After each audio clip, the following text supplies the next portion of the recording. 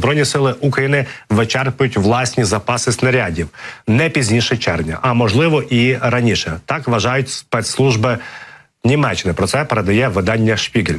Тому Берлін таємно обговорює угоду щодо закупівлі боєприпасів з Індією, де не хочуть відкрито псувати відносини з Росією. Такі угоди можуть бути укладені з арабськими країнами, у деяких із яких є великі запаси снарядів. Бачимо в тому світлі, що Сполучені Штати Америки і Нижня палата представників ніяк не можуть проголосувати допомогу Україні. Нагадаю вам, що Джо Байден зараз екстрено проведе зустріч із спікером Нижньої палати представників республіканцем Джонсоном і з керівником Конгресу загалом, аби проговорити цю допомогу. І нагадаю вам, що Володимир Зеленський на прес-конференції вчорашній сказав, що є позитивні зрушення, позитивні тенденції того, що, можливо, протягом цього місяця все-таки допомога буде проголосована. Але на це потрібно час. Саме світло цього і каже наш гарант, що наступні 2 місяці, березень-квітень, будуть непростими для України. Так от, повертаючись до снарядів, Берлін таємно намагається зараз залучити снаряди. Також вам нагадаю, що президент Чехії Петр Павел знайшов в третіх країнах 800 тисяч снарядів різного калібру. Це і 155-й натівський стандарт, і радянський зразок 122-й калібр.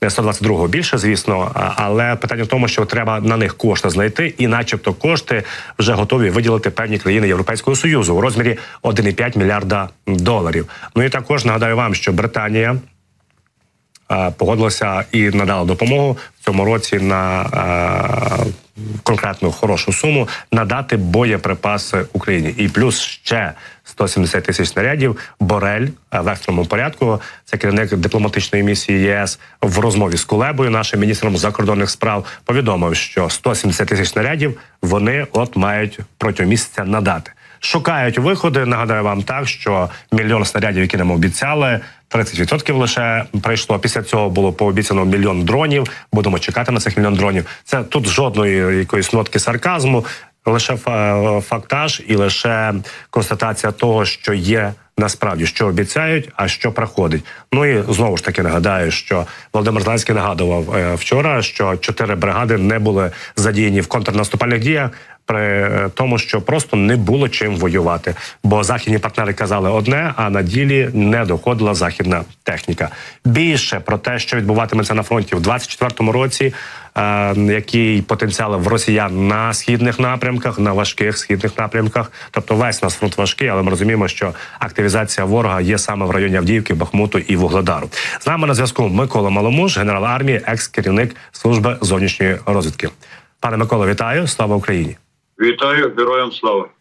Ну от, власне, дивіться, керівник Головного управління розвідки Кирил Буданов кілька днів тому в інтерв'ю сказав, що потенціал росіян ще на 2-2,5 місяці. Володимир Зеленський каже, що березень-квітень будуть важкими для фронту. Наскільки, на вашу думку, за вашими даними, окупант може тримати саме такий наступальний темп і саме в таких кількостях втрачати і живу силу, і використовувати снаряди на лінії бойового зіткнення на сході країни нашої? Ну, треба виходити з того, що планував окупант. І ми знаємо, що в грудні 22-го року була прийнята концепція на колегії Міноборони через Путіним проведення затяжної війни. Мобілізація всіх ресурсів, не пряма мобілізація відкрита, але прихована, але по всіх областях Російської Федерації, підняття ВПК і, відповідно, закупівля озброєння техніки на зовнішніх ринках. Не тільки Іран, не тільки Північна Корея. Тому те, що ми це плануємо, вони вже давно почали проводити. Де роками ми вже говоримо про те, що давайте перейдемо до моделі нашого ВПК потужно, формування, відповідно, потужних наших сил спеціальних операцій, які повинні діяти нестандартно в тилах, і друга складова закупівля зброї на зовнішніх ринках. Ми учасники якраз ринку військово-технічного співробітництва десятки років і займали перші позиції. Тому нам не треба, щоб тільки чехи на кінець-то почули нас за багато місяців, німці, і Борель закупати на зовнішніх ринках. Це наші можливості, які дійсно при допомозі наших союзників з Європейського Союзу, фонд підтримки України 5 мільярдів зараз є, які можуть забезпечувати раз перспективи. Але що має Росія про те, що ви говорите? Дійсно, вона генерує зараз більше мільйонну армію, частина дійсно до 520 тисяч орієнтується на наші території, І саме головне, що вони найближчі місяці передбачають проведення ряд наступальних операцій. Путін визначив 5 напрямків, про які вже ми неодноразово говорили. Це Авдіївку, які вони захопили і намагаються рухатися далі, щоб захопити всю Донецьку область. Друга ситуація – це Куп'янськ-Сватово, Кремінна, Лиман, захопити Луганську область і рухатися на Харківщину. Третя ситуація – тримати Бахмут і все, розблокувати те, що є біля нього. І далі також рухатися біля Мар'їнки, що проводять кожен день. І сьогодні ми вже констатуємо 40 атак було буквально за добу. Розблокувати наші рухи біля Роботіно-Вербового, щоб ми не перекрили східний коридор і рухатися на Запорізький напрямок. І те, що вже не раз вони звітували, ви тільки що говорили із речницею Південного командування Каменюк, це деблокувати або скинути наш десант в Дніпро або на переправи, що на правий берег. Оце сьогодні завдання, яке ставить Путін на найближчі місяці до виборів президента. Але чи це реально? Ну, на сьогоднішній день ми ці напрямки опанували. Особливо Куп'янський напрямок, де сьогодні надзвичайно гаряче і стратегічне розгортання, там іде військ противника. Ми створили потужні укріпрайони, сконцентрували туди те, що є. Те, що сьогодні там Зеленський говорив, недостатньо, але те, що є, сконцентрували туди. Всі сили засоби зменшили вогневий вплив переваги. І зрозуміло, що нам оборонятися в будь-якому випадку, навіть з меншими ресурсами, але більш високоточною зброєю, все-таки є сенс і є перспектива. Щоб вони не захопили Куп'янськ, а тим більше не розгортували тактичний, я не говорю вже про стратегічний наступ. В районах іменно Бахмута ми тримаємо позиції, там йде перемінна ситуація, вони намагаються атакувати Часів Яр і далі рухатися, якраз деблокувати Андріївку і, відповідно, Іванівське, це найближчі дні, але ми тримаємо позиції, заходимо з флангів, тобто посилюємо там цей напрямок і поки перспектив нема. Так же саме, як і Мар'їнка. Атаки всіх 4 днів, які проходили, фактично нейтралізація була зусиль, величезні втрати по всім напрямкам йдуть, але просування особливо немає. Єдине про те, що ми говоримо Ласточкіно, там є і рельєф місцевості, і укріпрайон, який ми готували, там, де не було відповідно укріп-позиції, ми відійшли.